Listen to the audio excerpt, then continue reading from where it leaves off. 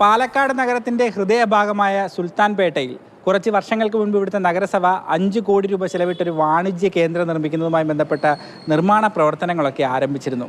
ഏതാണ്ട് 5 നിലയിലായിട്ടാണ് നിർമ്മാണം തുടങ്ങിയത്. ഞാനിപ്പോൾ നിൽക്കുന്നത് അതേ സ്ഥലത്താണ്. ഇപ്പോൾ ഈ വാണിജ്യ കേന്ദ്രം കൊട്ടിഘോഷിച്ച് തുടങ്ങിയ ഈ ഒരു വാണിജ്യ കേന്ദ്രത്തിൻ്റെ നിർമ്മാണം ഇപ്പോൾ എങ്ങനെയാണ് പുരോഗമിക്കുന്നത്, അല്ലെങ്കിൽ ഈ വാണിജ്യ കേന്ദ്രത്തിൽ ഇപ്പോൾ എന്തൊക്കെയാണ് നടക്കുന്നതെന്ന് ഞാനൊന്ന് കാണിച്ചു തരാം. ഞാൻ ഈ ചവിട്ടി നടക്കുന്ന ഭൂമി തറയൊന്ന് നോക്കിയാൽ നിങ്ങൾക്ക് മനസ്സിലാകും. ഇവിടെ സിഗരറ്റ് കുറ്റികളുടെ ഒരു കേന്ദ്രമാണ്. ആയിരക്കണക്കിന് 10,000-കണക്കിന് സിഗരറ്റ് കുറ്റികളാണ് ഇവിടെ കിടക്കുന്നത്. ദിവസവും നിരവധി ആളുകളാണ് മഴ കൊള്ളാതെ സിഗരറ്റ് വലിക്കാനായി ഇവിടേക്ക് എത്തുന്നത്. അത് മാത്രമല്ല, സിഗരറ്റ് വലിക്കുന്നവർക്ക് മാത്രമല്ല ഇത് ആശ്രയകേന്ദ്രമാകുന്നത്.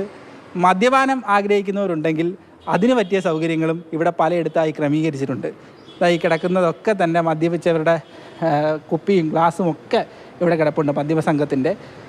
ഇനിയിപ്പം മദ്യപിച്ചു, സിഗരറ്റ് വലിച്ചു, നിങ്ങൾക്ക് തുറസായ സ്ഥലത്ത് ഒന്ന് വിസർജിക്കണം, മലമോ മൂത്രമോ ആയിക്കോട്ടെ, അതിനുള്ള സൗകര്യവും നഗരസഭ ഇവിടെ വിശാലമായ കാർ പാർക്കിംഗ് സൗകര്യത്തോടെ, അല്ലെങ്കിൽ ആ കാർ പാർക്കിംഗ് കേന്ദ്രത്തിൽ വിശാലമായ മലമൂത്ര വിസർജനത്തിനുള്ള സൗകര്യവും നിങ്ങൾക്ക് ഏർപ്പാടാക്കിയിട്ടുണ്ട്.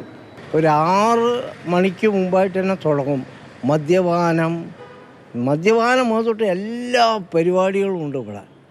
പിന്നെ ഇന്നത്തെ ദിവസം തന്നെ അതിരാവിലെ അപാരമായ ശബ്ദം, അയ്യോ എന്നുള്ള ശബ്ദം കേട്ട് ഇവിടുത്തെ എല്ലാ ആൾക്കാരും ഓടി വന്നു. പിന്നെ പോലീസിനെ അറിയിക്കാൻ നിൽക്കുമ്പോഴേക്കും പല ഭാഗത്തിൽ കൂടെ എല്ലാവരും ഓടിപ്പോയി. ഭയങ്കര ശല്യം, പറഞ്ഞാൽ ഭയങ്കര ശല്യം. ഇനി ഇതിൻ്റെ ഉള്ളിലില്ലാത്ത ഒരു പ്രവൃത്തിയില്ല. 1-ാം നിലയിലെ മനം മയക്കുന്ന കാഴ്ചകൾ നമ്മൾ കണ്ടു. ഇനി 2-ാം നിലയിലേക്ക് പോകാം. 2-ാം നിലയിലും വിശാലമായ സൗകര്യം തന്നെയാണ് ഒരുക്കിയിട്ടുള്ളത്. ഏറ്റവും പുതിയ, അല്ലെങ്കിൽ ഇന്നലെ എങ്ങാനും മദ്യപിച്ചതിൻ്റെ ഒരു കുപ്പിയായിരിക്കും നമ്മളിപ്പോൾ കണ്ടുകൊണ്ടിരിക്കുന്നത്. ഇനി മദ്യപിച്ചവർക്ക് നഗര കാഴ്ചകൾ, നഗരത്തിൻ്റെ ഉയരത്തിലുള്ള കാഴ്ചകൾ കാണണമെന്നുണ്ടെങ്കിൽ ഇവിടെ ബാൽക്കണി സൗകര്യവും സജ്ജീകരിച്ചിട്ടുണ്ട്. ഭക്ഷണാവശിഷ്ടങ്ങൾ, മദ്യക്കുപ്പികൾ എല്ലാം ഇവിടെ സജ്ജീകരിച്ചിട്ടുണ്ട്. നഗരസഭയുടെ അനാസ്ഥയുടെ പ്രതീകങ്ങളായാണ് പല കെട്ടിടങ്ങളും നഗരത്തിൽ ഇത്തരത്തിൽ പാതി വഴിയിൽ പണി ഉപേക്ഷിച്ചിരിക്കുന്നത്. ഈ പദ്ധതികളെല്ലാം പൂർത്തിയാക്കാൻ കഴിയാത്തത് അധികാര തർക്കവും BJPക്ക് അകത്തുള്ള ആന്തരിക പടലപ്പിണക്കങ്ങളുടെ ഭാഗമായാണ് ഈ പദ്ധതികൾ പൂർത്തിയാക്കാൻ കഴിയാത്തത്. ഇതിലൂടെ നഗരസഭയ്ക്ക് ലഭിക്കേണ്ട കോടികളുടെ വരുമാനമാണ് നഷ്ടപ്പെടുത്തുന്നത്. മനുഷ്യർക്ക് മാത്രമല്ല, മൃഗങ്ങൾക്കും ഒരു ആശ്രയ കേന്ദ്രമാണ് ഈ വാണിജ്യ കോംപ്ലക്സ്. നമ്മുടെ 5 സ്റ്റാർ ഹോട്ടലുകളിലൊക്കെ റൂഫ് ടോപ്പിൽ സ്വിമ്മിംഗ് പൂളുകൾ കണ്ടിട്ടില്ലേ?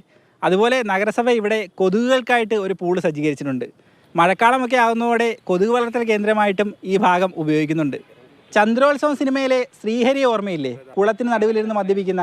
അതുപോലെ മദ്യപാനത്തിൽ സ്വല്പം ഫാൻറ്റസിയൊക്കെ ഉള്ളവരാണെങ്കിൽ ഈ റൂഫ് ടോപ്പിലേക്ക് വന്നാൽ അകലെ മലമ്പുഴ മലനിരകളുടെ ആ ഒരു ദൃശ്യ ഭംഗിയൊക്കെ ആസ്വദിച്ച് സ്വല്പം ചാറ്റൽ മഴയൊക്കെ കൊണ്ട് കാറ്റൊക്കെ കൊണ്ടുവിടുന്ന് 2 എണ്ണം അടിക്കാം.